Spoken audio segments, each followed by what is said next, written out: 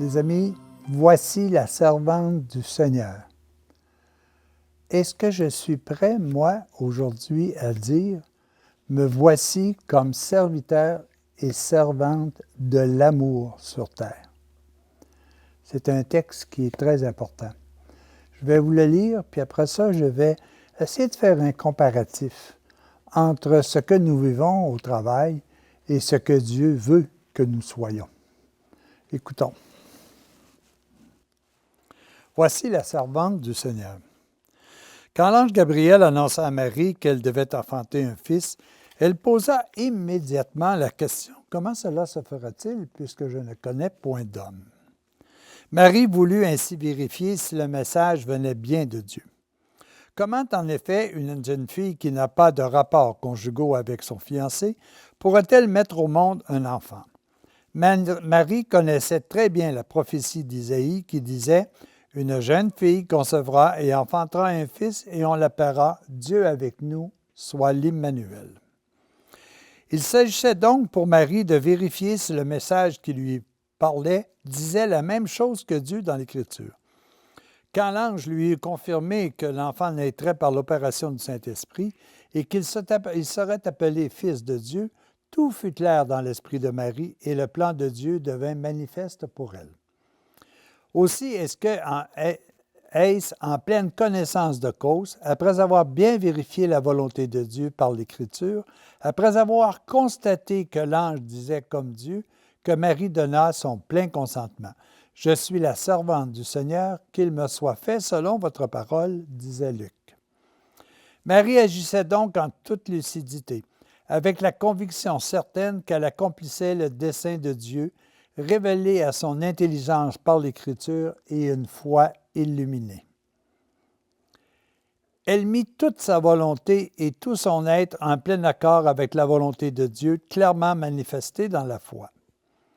Marie savait parfaitement que le désordre était entré au ciel par la volonté personnelle de Lucifer, qui s'était opposé à la volonté de Dieu. Elle savait également qu'Adam et Ève avaient introduit le désordre sur la terre en prenant un chemin différent de celui que Dieu avait nettement indiqué. Elle savait parfaitement que l'unique solution résidait dans une démarche inverse et que le retour à Dieu ne pouvait se faire qu'en revenant à l'ordre initial du commencement où la volonté de l'ange et de l'homme agissaient en plein accord avec Dieu, le principe éternel. Le plein accord de la volonté de Marie avec celle de Dieu marquait, pour l'humanité, le point de départ sur le chemin du retour à la maison paternelle. C'était le premier échelon de la remontée vers la source divine de la vie, de la lumière et du bonheur. La première étape de la pleine réalisation de l'homme libre dans son principe créateur originel, soit Dieu, soit l'amour.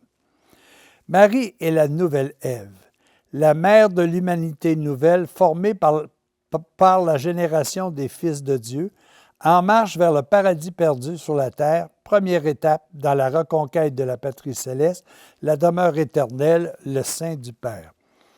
Le paradis sur la terre ne sera instauré que par la génération des fils de Dieu, pénétrés de son amour créateur et illuminés par son esprit vivant.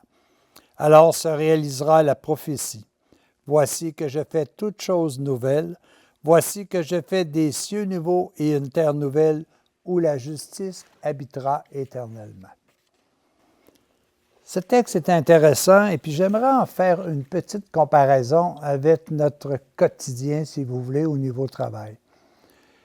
Je regardais tout récemment la définition de ce qu'est un vrai serviteur ou une vraie servante.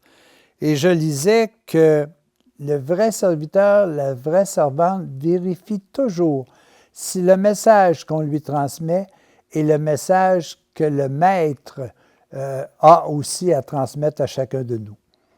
Dans une entreprise, par exemple, on a des planifications stratégiques, on a le développement de méthodes de travail, on a établi vraiment tout ce qui concorde à la réussite de l'entreprise.